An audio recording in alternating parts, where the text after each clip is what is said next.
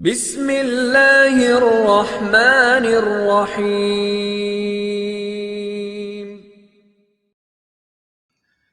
کہ تمہاری اصل یہ تھی، اور یہ بات میرے بھائیوں ذہن میں رکھیے، ساتھی ہمیشہ بار بار تذکرہ بھی کرتے نظر آتے ہیں کہ امت فرقوں میں کھو گئی۔ میرے بھائیوں یہ امت اصل پہ تھی، اطیعوا اللہ و رسولہ، یہ اطاعت الہی پہ قائم رہتی، اطاعت رسول پہ قائم رہتی، یہی اصل تھی۔ فرقہ اس وقت بنتا ہے جو اصل سے کٹ کر اپنے اصول بنا کر نئی راہ پہ چلتا ہے۔